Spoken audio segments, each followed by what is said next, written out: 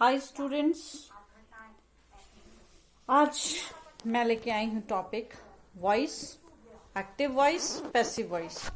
इसका हमने टेंसेस में क्या स्ट्रक्चर है, किस तरह से इनको चेंज करना है, वो पहले ही वीडियो में हमने डिस्कस कर लिया था। Now today I am going to discuss about how to change interrogative sentences. जब वाक्य प्रश्नवाचक होता है तो उसको किस तरह से हम पैसिव में चेंज करते हैं। तो फर्स्ट स्ट्रक्चर मैंने डिस्कस किया है कि जब भी कोई वाक्य जो है is, am, are, was, were, did, do, does, has, have, had और विल, शेल से शुरू होगा तो आपने उसमें क्या स्ट्रक्चर यूज करना है वाक्य को पैसिव में चेंज करने के लिए। तो question word plus object plus third form of the verb से पहले अगर इज, एम, आर कॉन्टिन्यूड में है तो यहां पे आ जाएगा बीइंग। ये चीज आपने याद रखनी है। विल शेल है तो उसके साथ आ जाएगा बी, यहां पे ऑलरेडी लिख दिया है मैंने। तो आपने इस तरह से आपने उसको यूज कर लेना है और इस तरह से आपका जो सेंटेंस है वो इंटेरोगेटिव में होगा। जैसे फॉर एग्जाम्पल हम कर लेते हैं, डू यू लाइक मिल्क। ये इंटेरोगेटिव सेंटेंस है। डू दिया गया है, इट मीन्स ये है वर्ब की फर्स्ट फॉर्म वाला सेंटेंस। जब हमने पैसिव में करना है इज, एम, आर यूज करना है। तो मिल्क जो है वो हम सिंगुलर में लेंगे और क्योंकि ये लिक्विड है तो इज मिल्क ऑब्जेक्ट आ गया। ये question word, milk object, liked by you. Clear हो गया। नेक्स्ट इसी तरह से हम ले लेते हैं विल वाला। Will you post this letter.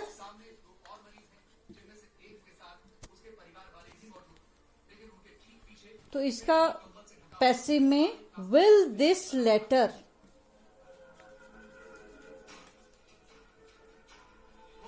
Be, मैंने ऑलरेडी यहां पे लिखा है will object plus be, this letter be posted by you and question mark. Question word, you हो गया ऑब्जेक्ट,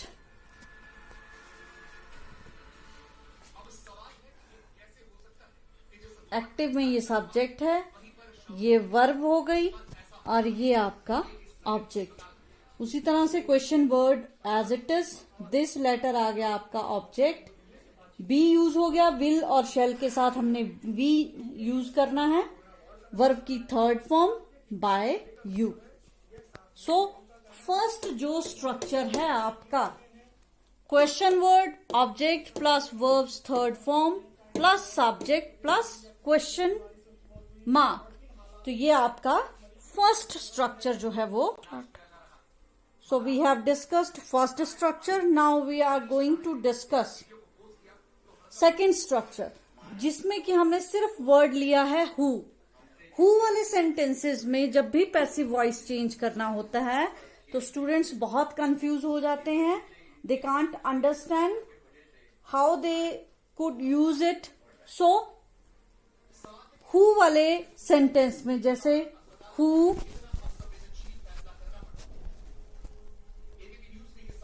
टीचेस यू इंग्लिश, मान लिया ये आपका सेंटेंस है।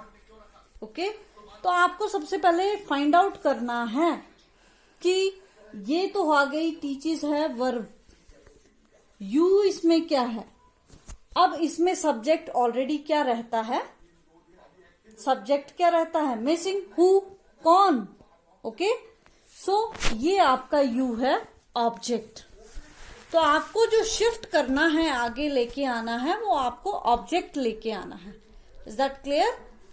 हु चेंज हो गया बाय whom। हु के लिए पैसिव में हम हमेशा यूज करेंगे by whom। Teach is verb की फर्स्ट फॉर्म है, तो हम हेल्पिंग वर्ब्स यूज करते हैं is, am, are. By whom, अब हमारा ऑब्जेक्ट है यू, तो इसके साथ क्या आएगा? इज आएगा, एम आएगा या आर, तो आर आएगा। By whom are you.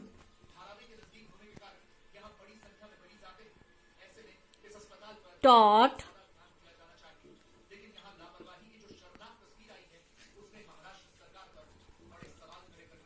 English? Question mark. So with this example, I hope this is clear to you, the second structure. Now the third structure, जिसमें हम हमारे एक्टिव सेंटेंस में where, how और when, what, ये question words होते हैं। और उसमें जो स्ट्रक्चर रहता है, question word, helping verb use होता है, उसके बाद फिर ऑब्जेक्ट, वर्ब्स थर्ड फॉर्म। उसी तरह से विल शेल होगा, तो हेल्पिंग वर्ब विल शेल होगा बी, और अगर आईएनजी वाला होगा तो बीइंग यूज होगा, plus by plus subject and question mark. तो हम एक्टिव में सेंटेंस ले लेते हैं। Where were you playing football? Where were you playing football? तो इसमें जब हम पैसिव बनाएंगे, वेयर वॉज, फुटबॉल है तो सिंगुलर है, where was football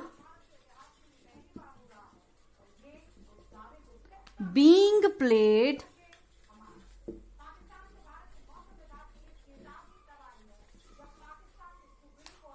bye you? Question mark. Where जो है वो क्वेश्चन वर्ड आ गया आपका, वर आपका हेल्पिंग वर्ब आ गया, यू ऑब्जेक्ट है, प्लेइंग जो है वो वर्ब की आपकी फॉर्म है, ठीक है, और फुटबॉल जो है वो आपका ऑब्जेक्ट है। क्लियर हो गया आपको? तो उसी तरह से वेयर आ गया आपका, जैसे कि आपको स्ट्रक्चर दिया गया है, question word, was helping verb, football जो है वो ऑब्जेक्ट आगे आ गया, और क्योंकि कॉन्टिन्यू सेंटेंस है, कॉन्टिन्यूअस है, तो बीइंग यूज होगा वॉज के साथ, played by you? Question mark. So today I have cleared you interrogative sentences in passive voice. तो ये आपने तीनों स्ट्रक्चर अच्छे से अपनी नोटबुक में लिख लेने हैं, and learn it for ever, learn it by heart.